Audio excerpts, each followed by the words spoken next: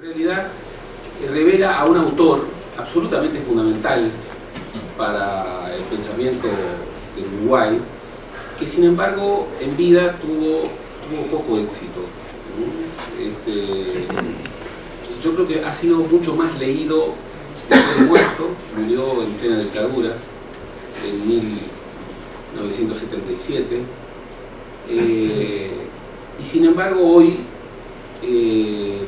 mucha gente que no lo conoció, muchos jóvenes, lo han como recuperado efectivamente. Nunca se ha leído tanto a Real de Azúa y nunca se ha escrito tanto sobre Real de Azúa, no a propósito de los 100 años, sino en estas últimas décadas. Y lo interesante es que Real de Azúa, que era muy inclasificable en términos de su profesión, de su oficio, de su condición, él es reivindicado como uno de los fundadores de la ciencia política, él es reivindicado como un inspirador de muchas hipótesis que han sido trabajadas en la historiografía uruguaya.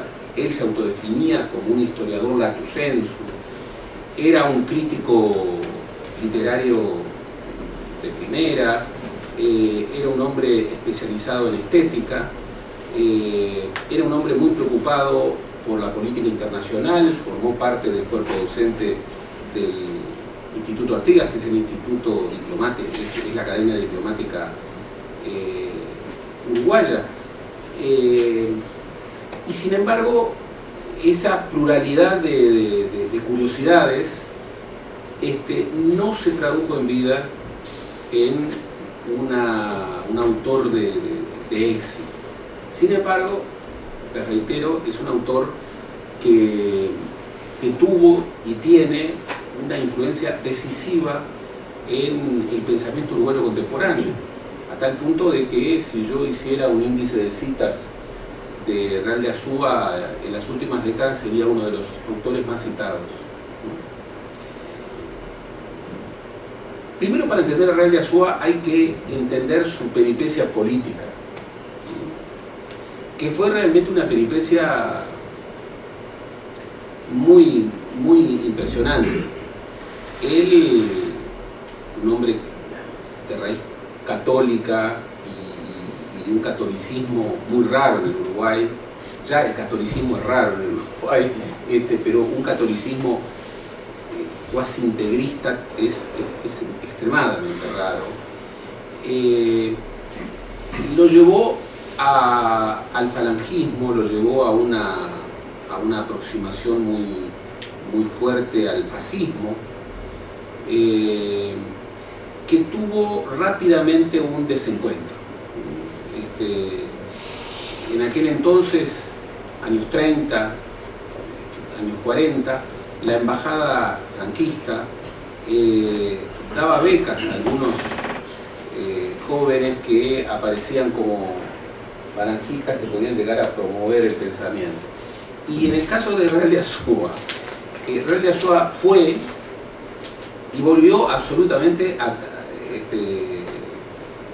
desencantado, a tal punto de que su primer libro es España de cerca y de lejos, que finalmente es una crítica fundada y muy inteligente sobre el franquismo, desde un joven que sin embargo había abrazado el franquismo. Ese origen filofascista, filofalangista, su generación no se lo perdonó nunca, salvo el que lo rescató, que fue nada menos que don Carlos Quijano, y le abrió las puertas de marcha contra la opinión de todos sus amigos, entre los cuales estaba, bueno, Arturo Ardao, con quien tendría una polémica feroz, ha sido publicada, a propósito del tercerismo, ha sido publicada en 3 tomos, imagínense, por el Parlamento uruguayo. Julio Castro, desaparecido, un hermano para Carlos Quijano, que también no le perdonaba a Carlos Real de Azúa su pasado fascista, y sin embargo sus apariciones en marcha su pensamiento, empezaron a tener como una reorientación muy interesante. En esa perspectiva también su deriva política siguió, fue nacionalista, era un uruguayo muy raro, tan raro que era filoperonista. Yo siempre digo que el país más gorila de América Latina, por distancia, es el Uruguay, pero hay algún filoperonista. Luego termina en el ruralismo, que era un movimiento, bueno, que el tipo demostró de ultraderecha dura, de ahí salió la inspiración de buena parte de quienes luego darían el golpe de Estado en el año 73. Y luego hace una reorientación, por supuesto siempre fundada en reflexión, que lo lleva hacia la experiencia de la UP, de la Unión Popular. Ahí se encontró, fue un gran amigo del padre de Luis, ¿no? Y luego está en la fundación del Frente Amplio, siendo uno de los convocantes a título de un hombre de izquierda nacional independiente para la conformación del Frente Amplio. Sus últimos escritos, él fue destituido por la dictadura, sus últimos escritos están cargados de un nuevo giro, que vaya a saber a dónde terminaría. Escribió un libro sobre la Universidad de la República, hipercrítico, que nosotros bregamos insistentemente porque lo publicara la Universidad de la República, y la universidad lo aceptó, pero hubo un cambio de rector, y el rector, cuando vio eso, dijo: no, esto no lo puede publicar la Universidad de la República, lo cual fue un error porque lo terminó publicando un instituto partidario. Por supuesto, no era un partido de izquierda. Él también en esos años escribió Los orígenes de la nacionalidad uruguaya, que era toda una reflexión sobre uno de los temas que lo obsesionaba, como era el tema de la nación, y termina descubriendo, era un curioso, como él alguna vez se autodefinió, una aguja de navegar diversidades, termina descubriendo casi en un espejismo de la nueva ciencia política norteamericana. Y sus últimos trabajos tienen que ver con la perspectiva internacional, el mundo centro-periferia, ya desde el CIESO. Murió a los 61 años, realmente joven, tenía muchísimo para dar. En sus libros siempre marcados estaba la pauta de lo que sería una producción realmente impresionante. Antes de referirme a lo que son las claves de su pensamiento y de sus temas, quiero registrar dos cosas. La primera es que él dejó un documentito que yo tengo en algún lugar, pero no lo pude encontrar, en donde él hizo como una autodefinición. Dijo, por ejemplo, que él era de Peñarol, dijo otras cosas vinculadas con distintas condiciones, pero termina señalando algo que le venía de las entrañas. Y quiero terminar diciendo que nunca he sentido una nación alrededor mío. Lo cual, para alguien que había estudiado profundamente al Uruguay, a la historia uruguaya, y que además fundaba prácticamente todas sus reflexiones en relatos históricos, era una afirmación durísima, durísima.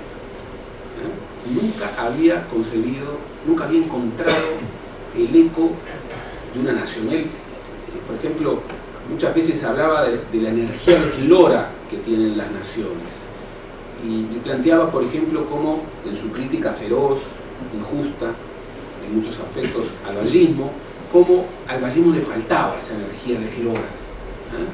porque entre otras cosas se expresaba una nación con identidades débiles. La segunda cosa que quiero contar es que uno de sus trabajos fundamentales, editado nada menos que en el año 64, el año 64 fue un año muy importante en la producción de Carlos Real de Azúa, porque en ese mismo año publicó 3 décadas de vallismo, el impulso y su freno. La dialéctica impulso y freno es una dialéctica exitosísima en el Uruguay, porque hasta el día de hoy, por ejemplo, uno podría hablar de los 3 gobiernos de la izquierda justamente utilizando esa dialéctica de impulso y freno. Lamentablemente estamos en el conflicto del freno.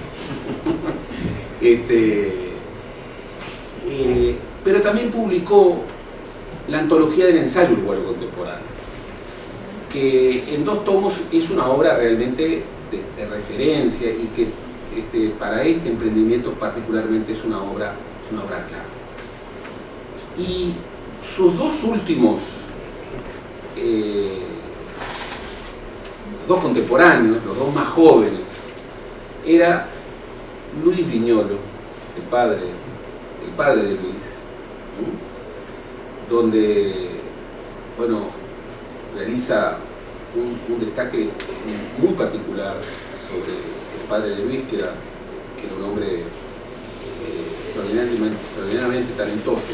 Y el último es sobre el Tucho, y empieza diciendo que mucho de lo que va a decir respecto al Tucho Metol, Alberto Metol, tiene que ver con Luis Viñolo, tiene que ver con lo que ha dicho sobre Luis Viñolo. Y allí hace una referencia interesantísima, como todas, a la idea del pensamiento, y elige un texto fantástico del Tucho, que son 2 odiseas americanas. Un texto en donde, para hablar del Uruguay, utiliza a 2 viajeros. Utiliza a Torres García, que se había ido del Uruguay a los 17 años y que luego, ya hacia el final de su vida, habiendo hecho ya toda su obra artística, pero teniendo la voluntad de radicarse en un lugar para promover, digamos, doctrinariamente su visión del arte, tenía 2 opciones: o retornar a su lugar de nacimiento o ir al México muralista. Imagínense ustedes en el año 33, 34.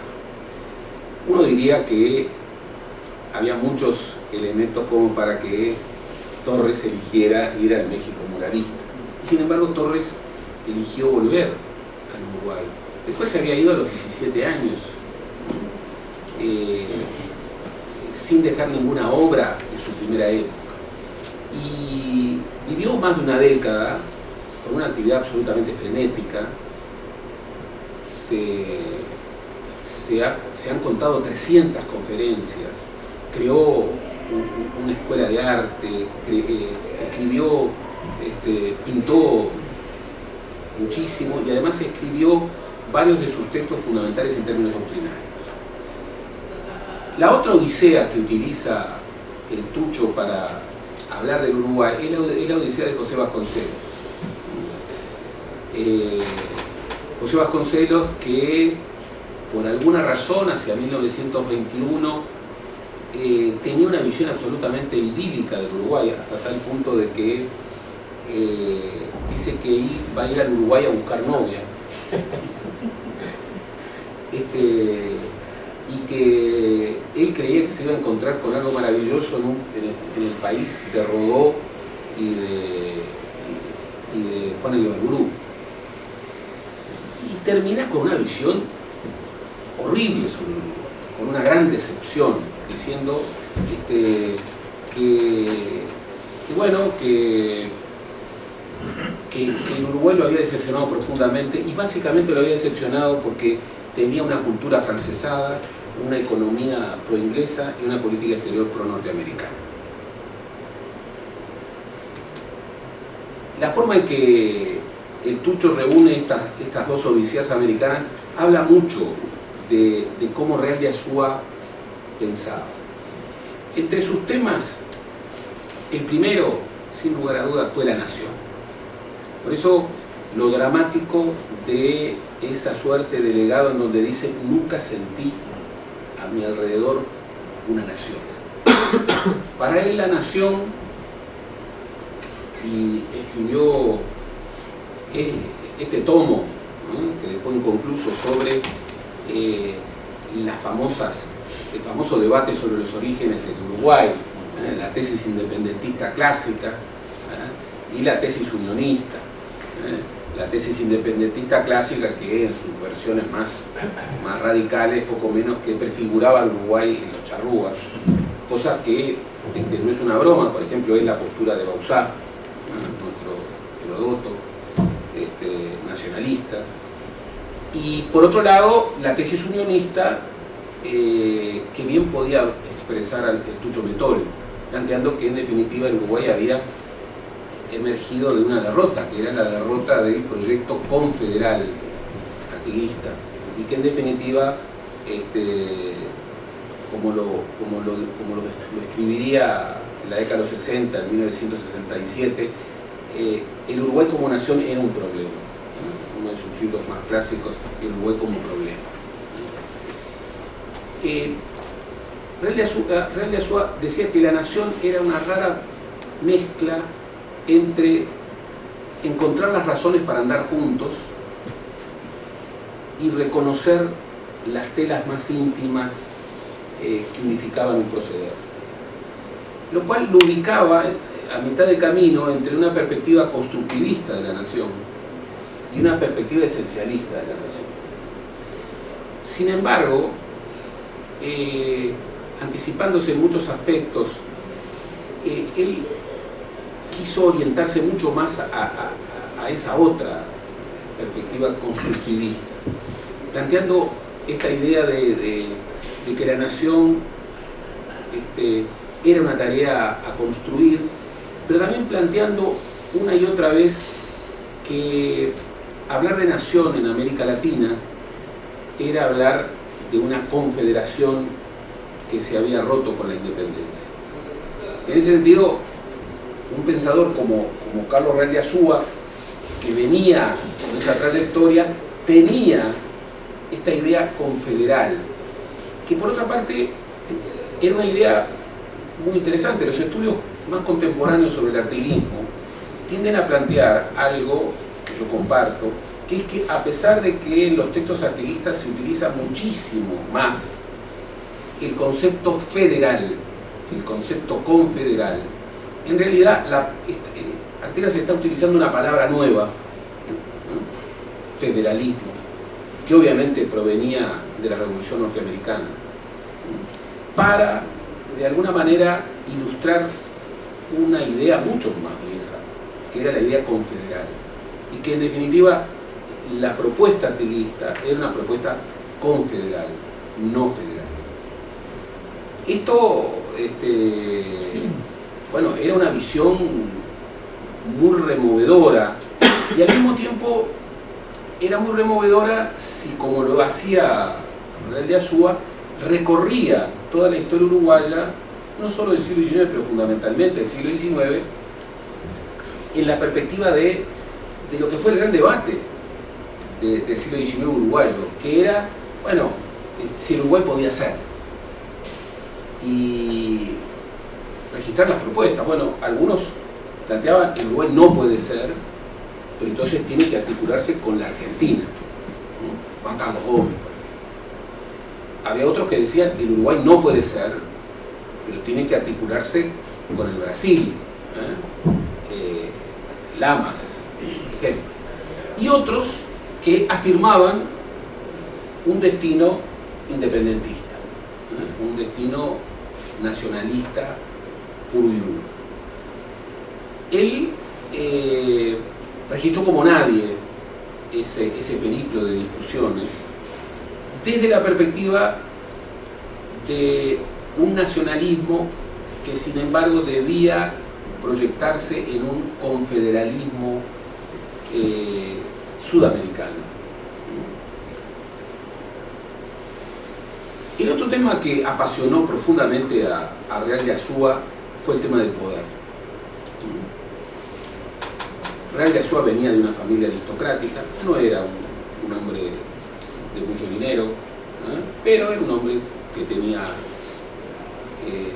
no tenía problemas económicos y que además tenía alcurnia. Sin embargo, en muchas de sus opciones, por ejemplo, al hacerse hincha de Peñarol, revela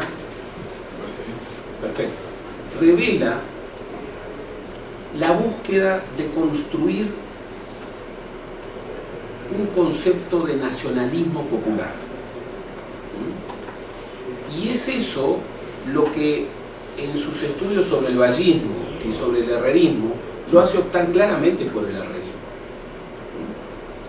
que era lo más parecido, en muchos aspectos, no en todos, al peronismo.